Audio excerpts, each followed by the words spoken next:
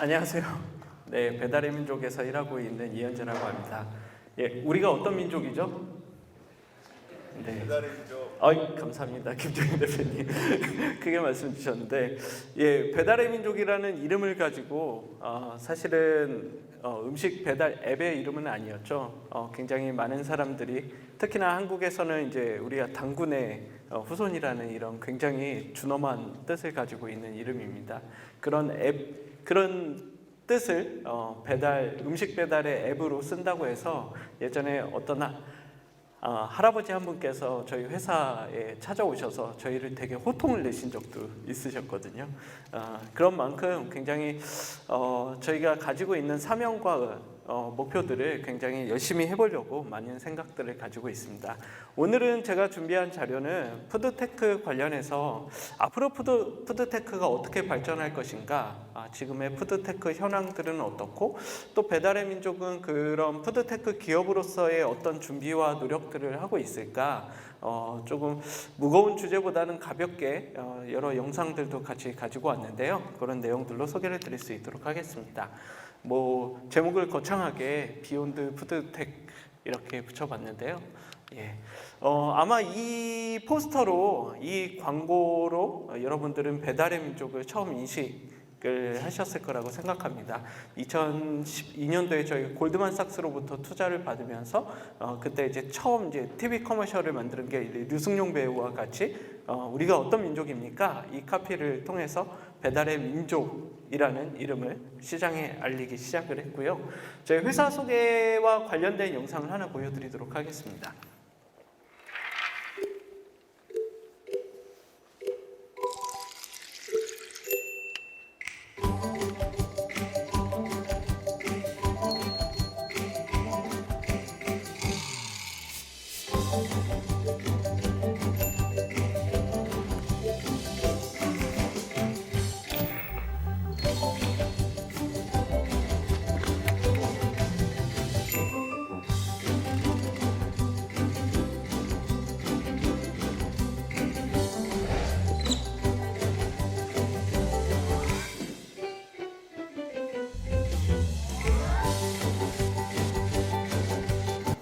네, 영상에서 보셨겠지만 굉장히 산만한 회사이기도 합니다.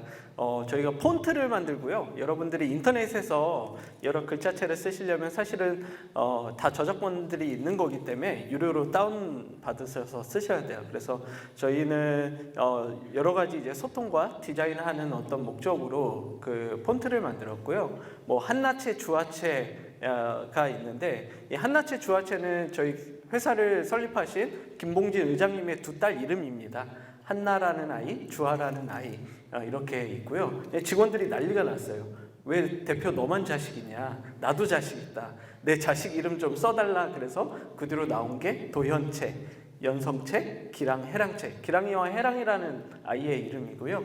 이런 것들을 통해서 굉장히 이용자들, 실제 이러한 자막 폰트들은 SBS 뉴스 자막으로도 쓰이고, 저희 이제 스타트업 업계, 그리고 마케팅을 하는 여러 기업에서 무료로 실제 사용하실 수 있고, 여러분들도 사용하는데 비용이 전혀 없습니다. 그런 폰트를 가지고 저희가 예전에 삼성 제일모직이랑 이탈리아에서 패션쇼를 해본 적도 있고요.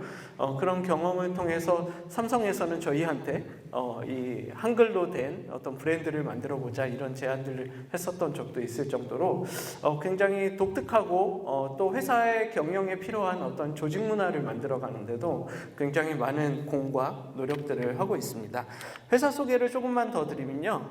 배달의 민족은 스타트업이라는 이름으로 시작을 했지만 이미 꽤 많은 어떤 볼륨적인 부분, 그리고 연식이 됐다라고 할까요? 사업한 지의 기간들이 쌓였습니다. 그래서 2010년도에 저희가 서비스를 시작하면서 지금 13년째 저희가 서비스를 하고 있는, 어떻게 보면 중견기업으로 성장하고 있는 이런 회사다 말씀을 드릴 수 있을 것 같고요.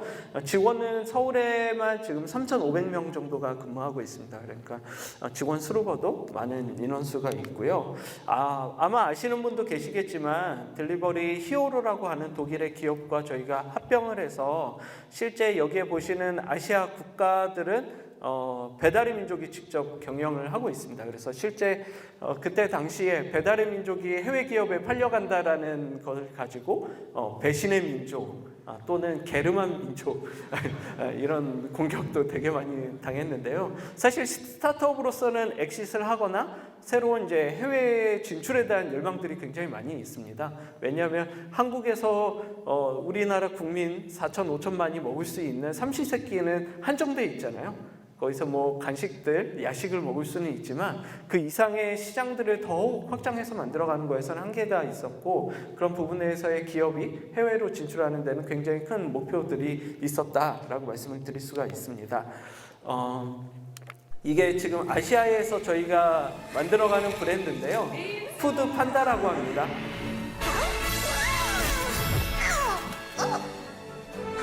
예, 귀엽게 만들어서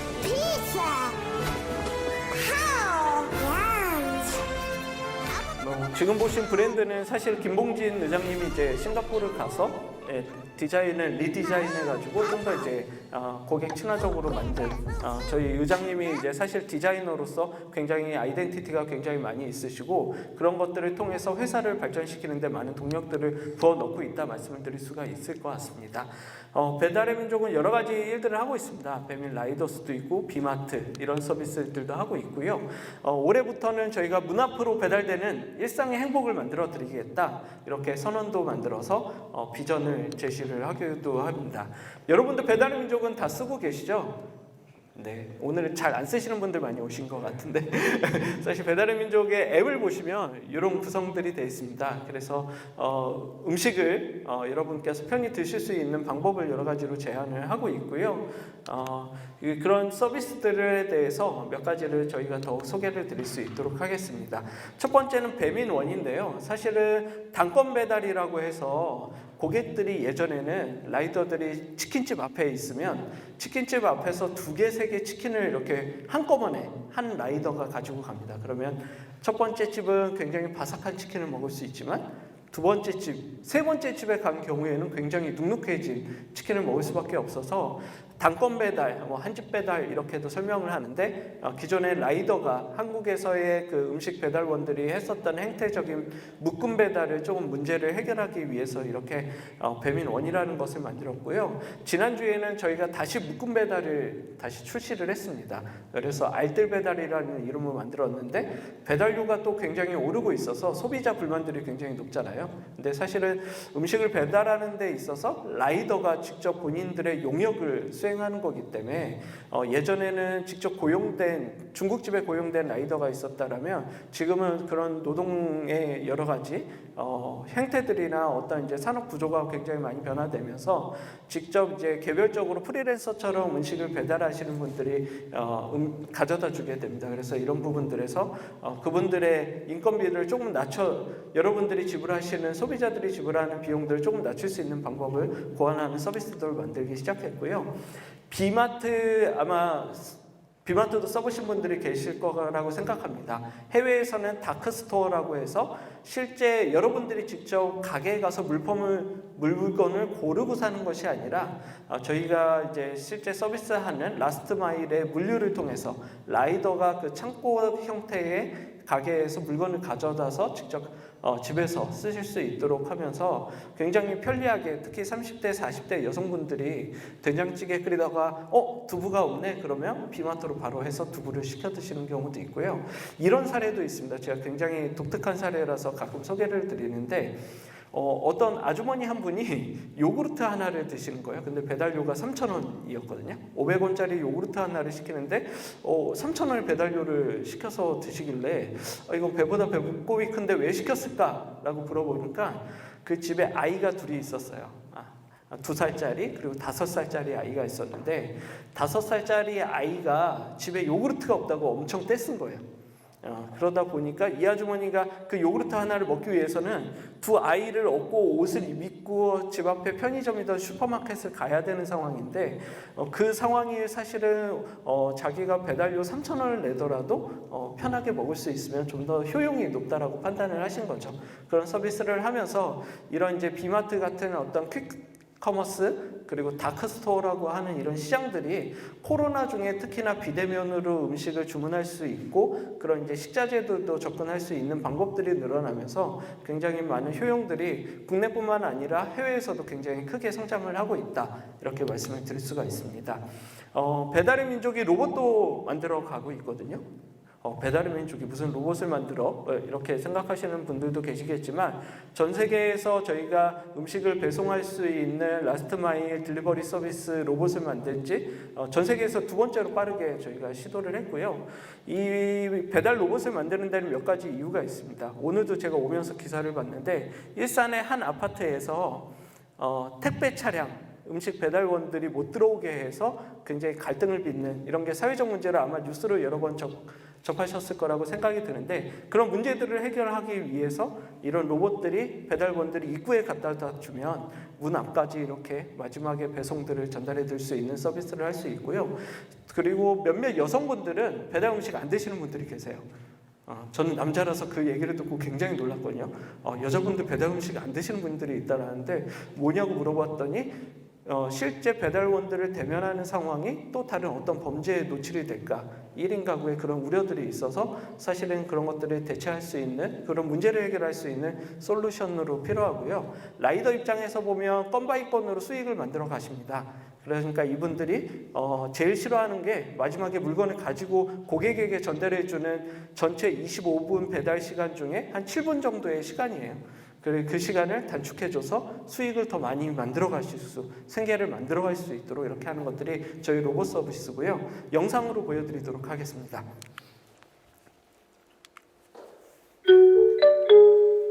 안녕하세요.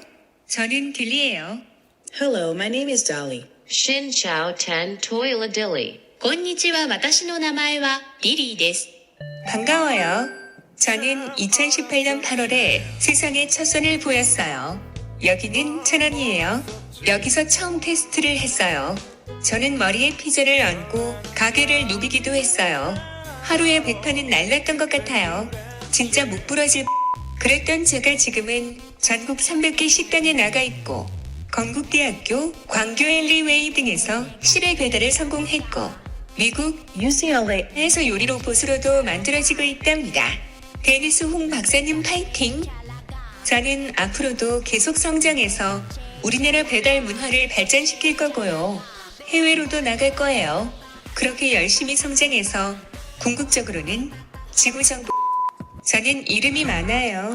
서빙 로봇 딜리 프레이티자, 층간 이동 로봇 딜리 타워, 실외 로봇 딜리 드라이브이기도 해요. 제가 하는 일도 많고 별명도 많다 보니 헷갈리실 수도 있는데요. 그냥 딜리라고 불러주시면 돼요. 다 좋아요.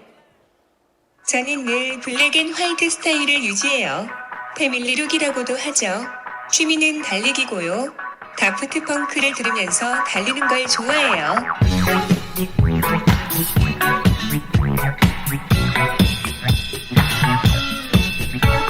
좋아하는 영화는 AI. 볼 때마다 울어요. 존경하는 사람은 아놀드 스왈츠. 제 노예라니. 저희 팀 소개할게요. 이분은 로봇 사업 실장이자 저의 아버지 요섭님이에요. 아버지는 늘 자리를 비우셔서 오랜만에 만나면 좀 어색해요. 지금은 이제 딜리가 엘리베이터도 잘 타고 그다음에 아파트 공동 현관문도 일단 문 열어서 밖에서부터 실내까지 잘 가고 특히 애들이 되게 좋아하고요. 비가 오면 일단 뭐 딜리한테 우산을 씌워주는 애들도 있고요. 가게에서부터 문화까지 배달하는 서비스를 완성시키는 게 올해 가장 많이 집중하고 있는 것 같습니다. 딜리야, 같이 살자. 그래요, 살아봅시다. 저희 팀은 광교에도 나가 있어요. 여긴 광교 엘리웨이 상황실이에요. 지금 여기 사람들은 저의 새로운 기능인 공동 현관문 열고 가기에 온 신경을 집중하고 있어요.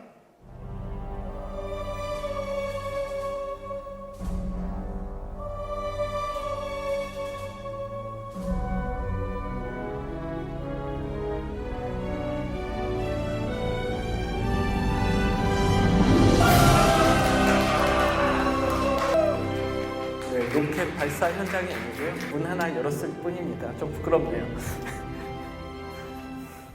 현관문만 열어도 저렇게 호들갑이에요. 다음엔 엘리베이터를 타줘야겠어요. 앞으로 저의 목표는 시계를 자유롭게 누비며 도어 투 도어 배달을 하는 것이에요. 그렇게 되면 머지않아 지구 정복에 오늘도 저는 저의 노예 아니 저희 팀들 네, 영상은 여기까지 보여드리고요. 로봇이 앞으로 해결할 수 있는 일들이 굉장히 많습니다. 실제 그래서 요즘은 삼성건설, 현대건설 이런 건설사들이 저희한테 제안을 많이 주세요. 왜냐하면 아파트에 차량이 안 다니는 아파트를 구현해서 주거민들의 굉장히 복지를 향상시킬 수 있기 때문에 실제 아파트 설계 단계부터 저희 로봇을 넣어주기를 굉장히 바라고 있는 이런 것들도 하고 있고요.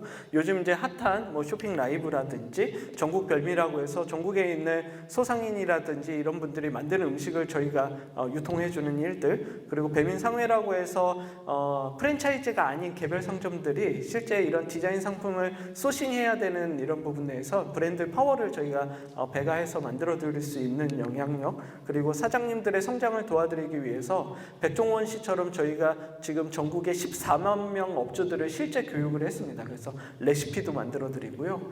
실제 가게를 운영하기 위한 회계, 세무, 재무 모든 일들, 그리고 영업 관리, 마케팅하는 법 이런 것들도 하면서 실제 이 14만 명을 저희가 추적해 보면 저희 수업을 들으면 비포 애프터가 매출이 4배가 정도가 차이 나는 이런 시장을 지원하기 위한 역할들도 같이 하고 있습니다. 라이더는 저희랑 이제 굉장히 중요한 축을 만들고 있고요. 대한민국 최초로 노동과 노사, 그러니까 노조와 개별 기업이 자율협약을 한 게 배달의민족이 우리나라에서 최초의 협약을 만들었습니다. 사회적 대화 포럼을 만들었고 저희가 법적 의무도 없음에도 불구하고 노조랑 지금 교섭을 지속해서 수년째 하고 있어서 실제 지금은 나아가서 공제조합이라고 하는 이분들의 보험 문제, 실제 포르쉐 한 대를 가지는 것보다 이렇게 영업용 이륜차 한 대를 운영하는 게 사고가 많이 날 수 있어서 보험료가 더 비싸거든요. 그래서 이분들의 이런 보험료 문제도 해결하기 위한 어떤 정책적 변화들도 이렇게 만들어가고 있습니다. 이게 국내에서 만들어진 최초의 노사 자율 협약이고요. 민주노총 및 라이더 유니온 같이 했었고, 먹거리 안정망을 만드는 일, 그리고 환경적인 부분들. 그래서 여러분들이 배달의 민족 지금 쓰시면 플라스틱 수저 젓가락 안 받기, 반찬 덜 받기가 디폴트로 설정되어 있습니다. 실제 30% 이상의 고객들이 그렇게 사용하고 있고, 연간 저희가 수억 그루의 나무를 세이빙하는 어떤 이런 효과들도 만들어내고 있고, 새로운 조직 문화를 만들어내는 일, 그리고 김봉진 의장을 우리나라에서 기부 제일 많이 하신 분 중에 한 분이기도 하세요. 이미 재산의 절반이 5,500억을 기부하셨고요. 1조까지 기부를 약조하시기도 했습니다. 그래서 사실은 그런 부분 내에서 굉장히 많은 사회의 어떤 공감을 가지고 동참하는 역할들을 하려고 합니다. 푸드테크에 대한 이야기를 좀 더 하고 싶어요. 여러분 그거 아세요? 이 푸드테크라는 단어를 배달의 민족이 처음 창업할 때부터 쓰고 전 세계에서 최초로 사용한 기업 중에 하나입니다. 근데 아직 위키백과에 가보면 이 푸드테크라는 정의가 제대로 만들어지지 않아 있고요. 그럼에도 불구하고 구글링을 해보면 엄청나게 많은 이 푸드테크 관련 단어들이 실제 경제 분야뿐만 아니라 굉장히 많은 사회 섹터에서 활용이 된다는 걸 알 수가 있습니다. 디지털 미업이라고 하는 곳에서의 이 푸드테크를 정의를 이렇게 내리고 있는데요. 푸드 영역에서의 이제 기술을 접목한 새로운 가치를 창출하는 일이다. 이런 설명들을 할 수 있습니다. 우리가 이 푸드테크를 하는 이유는 무엇일까요? 기업은 당연히 이윤을 만들지만 앞서 대표님이 말씀 주신 것처럼 ES적인 사회에 어떻게 공감을 만들고 지속 가능성들을 이뤄낼 거냐에 대한 고민들에서 푸드테크도 굉장히 많은 부분들을 고민을 하고 있고요. 대표적인 문제들로 몇 가지를 볼 수가 있습니다.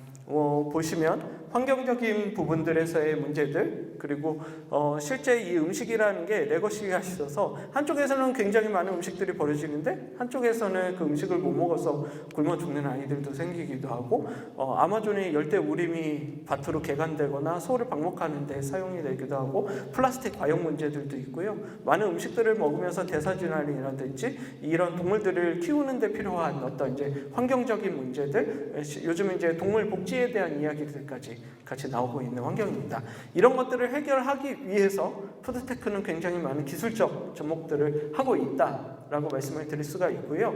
4차 산업혁명에서 언급됐던 다양한 기술들이 실제 푸드테크에서 활용이 되고 있습니다. 그 중에 몇 가지를 말씀을 드릴 텐데요. 첫 번째는 빅데이터입니다.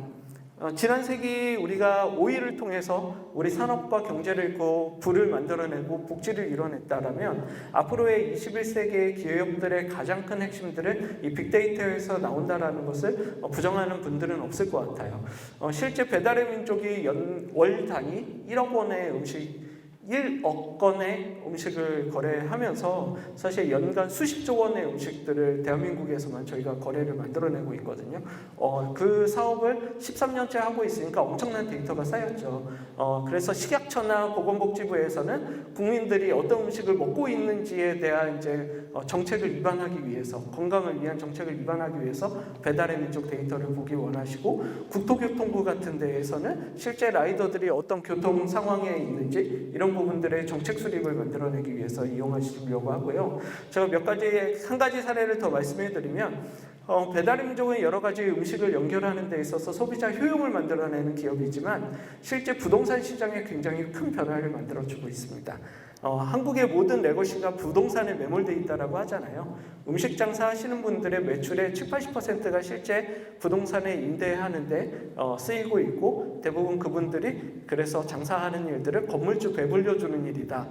이렇게 설명도 하고 있습니다. 그런데 사실은 배달이 없던 시대에는 물론 배달이 없던 시대는 없었지만 배달 앱이 지금처럼 효율화되지 않았었던 때에는 예전에 장사를 한다라고만 하면 목장사라고 해서 사람들이 많이 유동하는 곳, 뭐 지하철이라든지 역세권 이런 곳에 많이 들어가게 되는데 그러다 보니 권리금이라고 하는 수억 원에 측정되지 않는 비용들까지 웃돈으로 얹어줘야 되는 이런 문제들이 있었습니다. 그런데 배달이 되면서 실제 고객들을 만날 수 있는 소비자를 만날 수 있는 접점들이 2km, 3km, 심지어는 5km까지 확장되면서 내가 맛있는 음식을 만들면 좀 더 고객이 내가 장사의 위치가 좋지 않더라도 예를 들어서 이면도로나 반지하 2층, 3층, 4층을 올라간다 하더라도 고객을 만날 수 있는 장사의 방법들을 제시하는 게 배달의 민족의 서비스의 핵심이고요. 그런 서비스의 핵심을 가지고 실제 부동산의 예전에 역세권의 권리금의 시장들이 조금씩 깨지기 시작했습니다.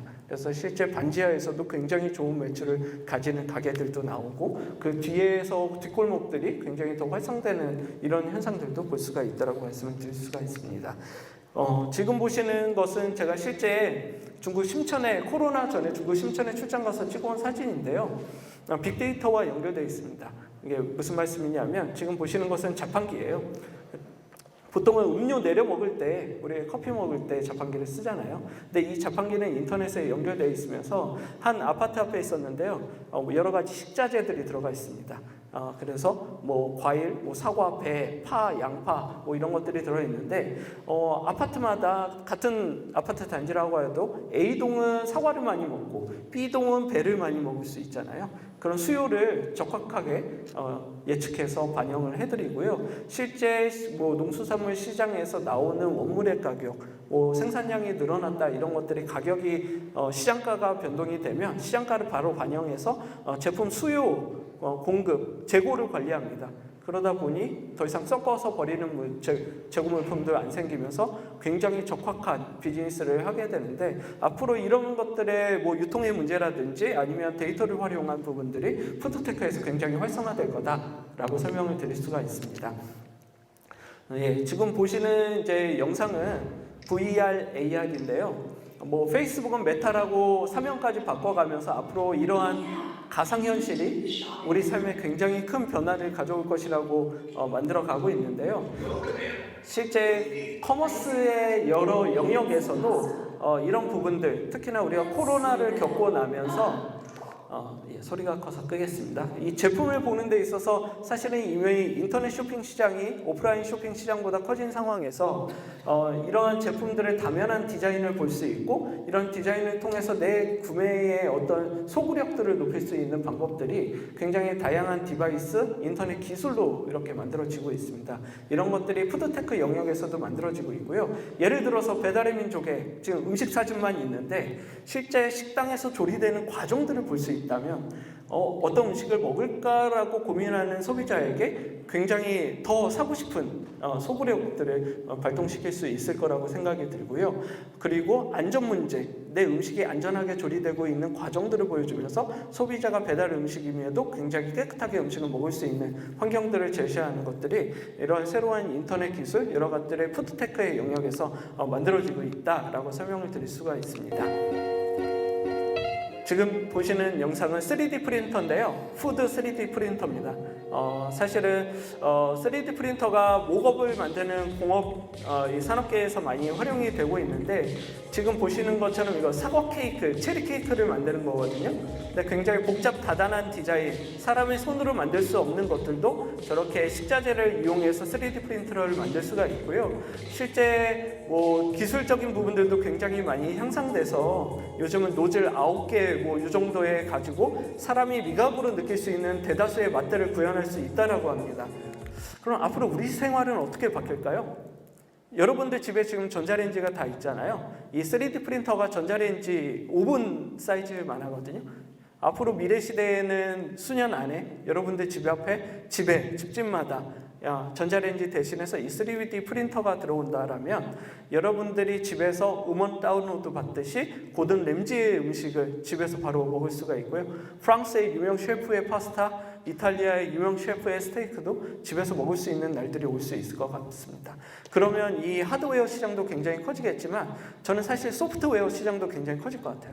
레시피를 갖고 있는 누군가의 이런 부분들이 우리가 음원을 가진 멜론이라든지 이런 스포티파이처럼 이런 회사들처럼 굉장히 커지게 되고 그런 시장들이 푸드테크의 영역에 있다라고 설명을 드릴 수가 있습니다. 뭐 많이 활용되는 이 스마트팜들도 우리가 환경적으로 농업을 키우기 위해서 많은 제약들이 있잖아요. 병충해가 올 수도 있고 농약을 많이 써야 되고 또 물이 오거나 날씨에 따른 영향들이 있는데 이런 것들도 푸드테크로 굉장히 좋은 기술들로 우리가 먹어야 되는 어떤 이제 식자재를 안전하게 만드는 이런 역할들을 해낼 수 있다라고 하고요. 중국집의 매출의 80~90%는 짜장면하고 짬뽕에서 나옵니다. 그럼 조리장이 하루 종일 그 면을 삶고 볶아야 되는 거거든요. 굉장히 단순 노동인데 그런 일들을 하시는 분을 모시는데도 엄청나게 고비용이 듭니다. 그래서 앞으로 이런 전문 식당에는 저희도 지금 데니스 홍 박사님하고 UCLA에서 만들고 있는데 이런 것들을 통해서 단순 노동 그리고 불을 다루는 거기 때문에 화재의 위험성이 있는 것들을 식당에서 대체할 수 있지 않을까 이런 것들을 생각 고려해서 만들고 있고요. 지금 보시는 것은 드론입니다. 아마존이 이제 프라임 에어라는 딜리버리 서비스를 했었는데 최근에 종료했다라고 하거든요. 사실 미국 같은 곳에는 이제 땅덩이가 크기 때문에 좀 더 이런 드론 서비스를 할 수가 있는데 한국에서도 사실은 국토교통부의 드론 관련 팀이 만들어지면서 실제 이런 서비스를 통해서 우리가 드론으로 음식을 배달한다거나 의약품을 배달하는 효용들을 만들어내는 것도 푸드테크의 한 영역 사업이라고 말씀을 드릴 수가 있습니다. 지금 보시는 영상은 스타쉽인데요. 사실 2017년도에 제가 김봉진 의장님하고 문재인 대통령 첫 미국 트럼프 순방 때 같이 가서 워싱턴에서 이거를 만나고 우리도 이거 하자. 그때 이렇게 시작했었던 저희가 따르고 싶었던 첫 번째 회사입니다. 스타쉽인데요. 지금 배달의 민족이 더욱 많은 것들을 하고 있고요. 제가 시간이 많지 않아서 빨리빨리 넘어가면서 보여드리도록 하겠습니다.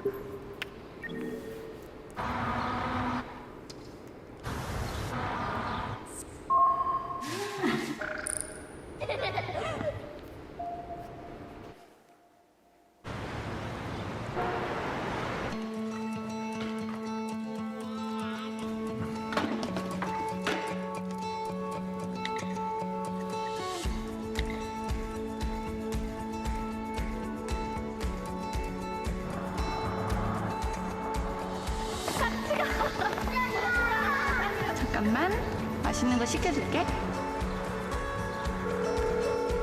연결이 되지 않아 삐 소리 후 소리 클로바, 내가 허리가 아파서 그런데 약국에서 파스 좀 사올 수 있을까? 네, 지금 주문할게요.